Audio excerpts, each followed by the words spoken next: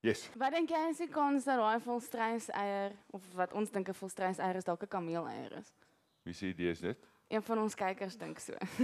Ek sê wat, ons moet DNA-monster neem van hom, dan gaan ons weet wat dit is. Want ons is laat, juffrou Forsier, ons moet universiteit toe gaan. Okay. Ek wil gaan wys werk DNA, kom. Wag, ek het net gou nog 2 e-posse kyk. Ek ry vir jou weg. Jy gaan nie vir my wegry nie. Hou my dop. Johan?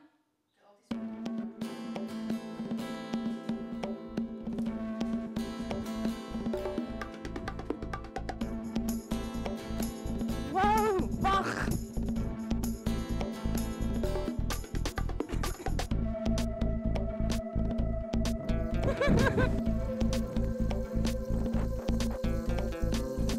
Waar's jou hand?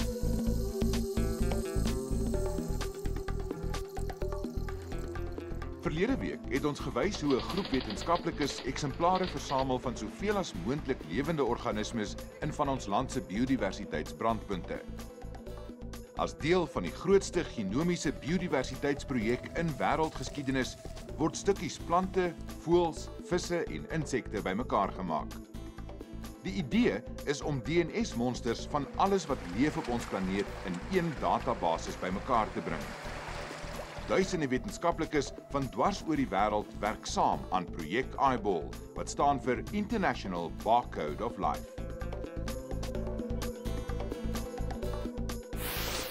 Michelle van der Bank is nie net aan die spits van die Suid-Afrikaanse been van die projek nie, maar sy was ook instrumenteel om die ideaal enigsins te verwesenlik.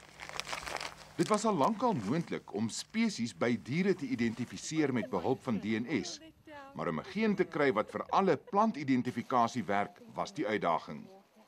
Wêreldwyd het slim mense gesoek na die regte stukkie van die DNS om te gebruik. En toe kry Michelle en haar span die antwoord. 'n Stukkie wêreldroem waaroor sy baie beskeie is. Die geen wat hulle vir diere gebruik, die CO1 geen, het nie genoeg variasie in plante nie. Jy kan byvoorbeeld 'n tamatie se volgorde bepaal het in 'n aartappel sin en dit sou vir jou presies dieselfde gegee. Daar was net nie genoeg variasie nie. Toe het hulle op daai stadium 'n sogenaamde plant working group saamgestel en ons het gekyk na sê 10 tot 15 verskillende gene vir plante om te kyk watter geen gaan die meeste variasie gee. En ek moet sê dit was baie moeilik geweest om 'n geskikte geen te kry wat vir alle plante werk. Die monsters word so gou moontlik presies en versigtig verpak met notas oor alles en nog wat oor elke dingetjie wat hulle versamel.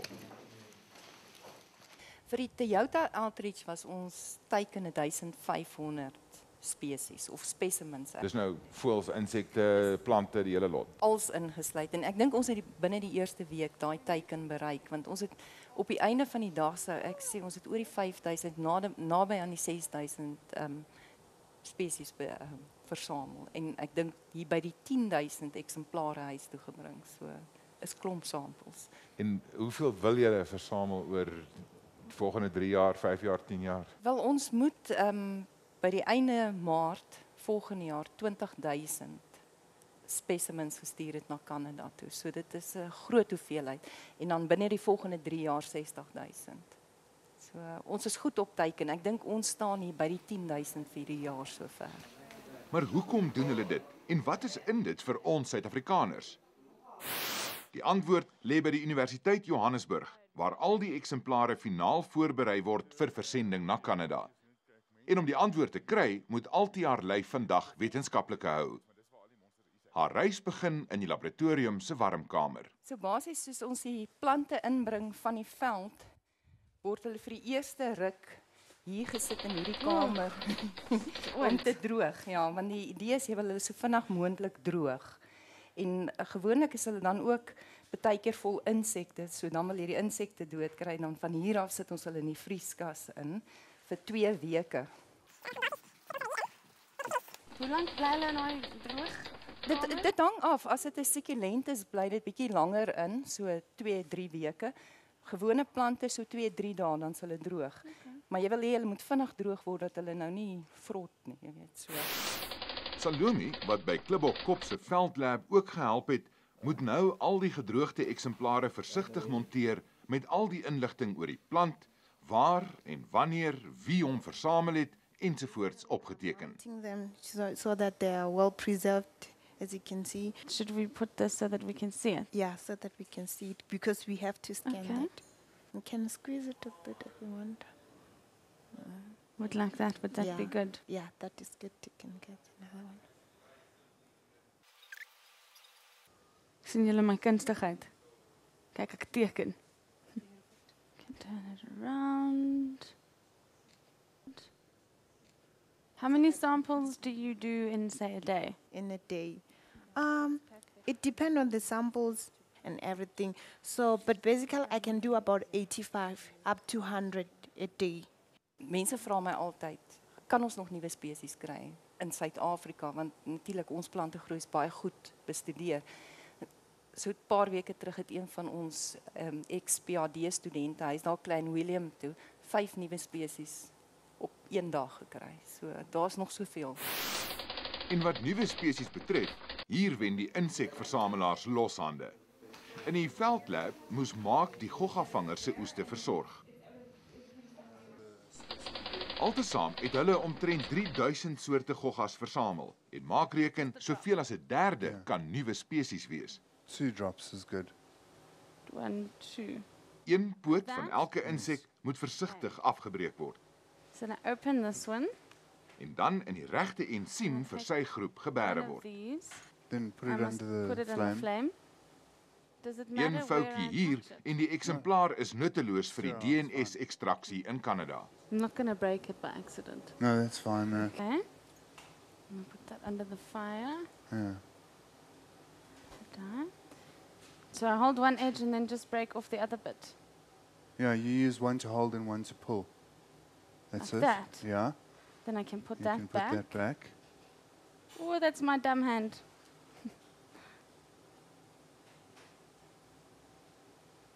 And then I put it into the number 2. As I can put that back in there. Close our insect and write down the number. Yes. 1074. Ek dink dis wat hierdie projek so fantasties maak, want nou dis eintlik 'n opname waarmee ons besig is, want jy kry nou jy gaan identifiseer die plant, hy word gelink met 'n barcode. In die proses kan jy sien is dit 'n nuwe spesies of nie. Jy weet, so dis 'n groot biodiversiteit opname waarmee ons besig is.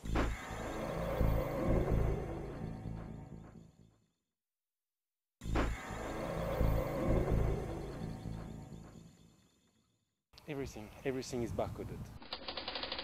Olivier is 'n Fransman wat al lank saam met Michelle werk. Hy's 'n plantou en veral lief vir bome.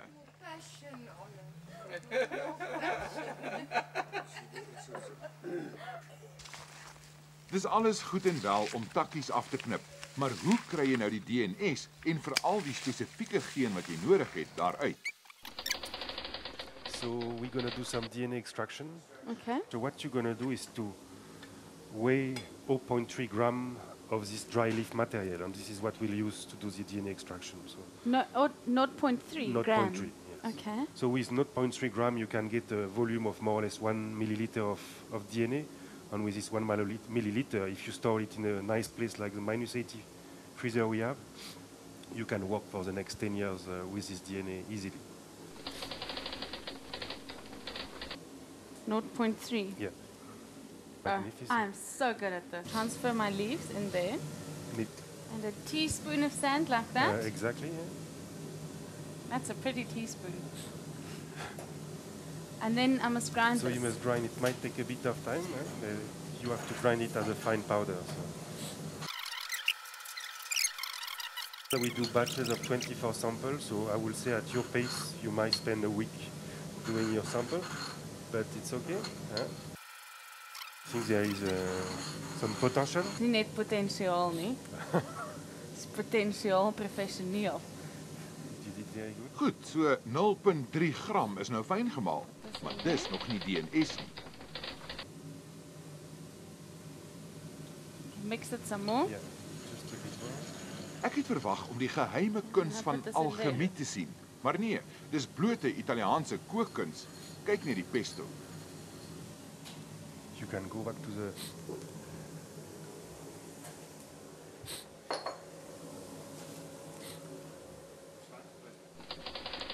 Now what we're going to do is to transfer some volume of chloroform in each of our tubes, and the chloroform is going to help the extraction of the DNA. So, beautiful. Beautiful. Beautiful. You're an Thank expert. you. So now what we have to do is to mix a bit the sample, but gently. Hulle het tot 'n spesiale masjien om die bestanddele saggies mee te skud. So we are fine with it. Basically our sample are going to be spinning for 10 minutes, and it will just separate things in the tubes. It's very important that centrifuges are balanced, because it's going quite fast, and if you don't balance them nicely, you might have disasters. En 'n ander masjien wat met behulp van middelpuntvlietende krag weer so vinnig roer dat hy die wit warm waks uit die mengsel skud. Quite gentle again with the tube, because we don't want to mix the two phases. You can see there is this different phase, and the DNA now is in this upper phase. So we'll have to collect this phase and then precipitate it with ethanol. So we're going to get cold ethanol. So the ethanol, it's an absolute one. It's been stored at -20, and this is going to be the best to precipitate the DNA. So this is what we're going to use now. So, and if you look closely now, you will actually see It's gooey. this just in the middle. So this is the DNA has slowly precipitated. 2 weeks in the freezer. And in 2 weeks, we'll just precipitate our sample, remove all the ethanol, and we're going to collect a small pellet of DNA, which we'll re-elute in water. But this is more or less final step. En so lyk die streepieskode wat die regte stukkie DNS vir hulle gee. Genoeg inligting om enige lewende organisme mee te identifiseer. Nee, ek dink daar's verskriklik baie voordele. Jy weet die eindproduk gaan wees iets soos 'n selfoon waar jy in die veld gaan ingaan en jy gaan 'n inseksepona insit en dit gaan oplink met hierdie database en dit gaan vir jou vertel wat dit is, waar hy nog voorkom. Jy gaan sy barcode, in daai geval gaan jy dit nie nodig hê nie, maar hy gaan vir jou inligting gee soos kan jy dit eet of is daar medisonale gebruike, so al daai goed inligting gaan beskikbaar wees. Die feit dat dit nou in Kanada gehou word, dit beteken nie dat ons nie gaan toegang het tot daai inligting nie. Nee, dit is soos hulle noem 'n open access database. So enige iemand het toegang, jy moet net registreer op die stelsel, die publieke toegang om op te gaan. Enige iemand kan daarop gaan. En ons het ook 'n kontrak met Kanada, so hulle kan nie enige van ons materiaal vir iemand anders stuur nie. Daar's geen derde party uitruiling nie. So hulle gaan ook nie begin geld maak met ons medisinale plante en so uit nou net omdat jy vir hulle DNA stuur nie. Nee, kyk, hulle kan, daar's geen manier wat hulle iets met daai DNA kan doen nie.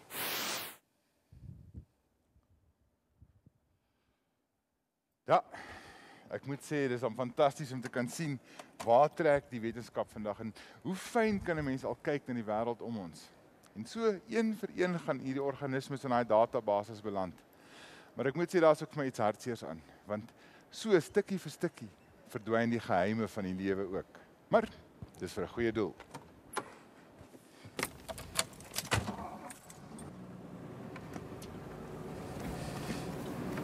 Ag nee, Johan, nie weer vir my wegry nie.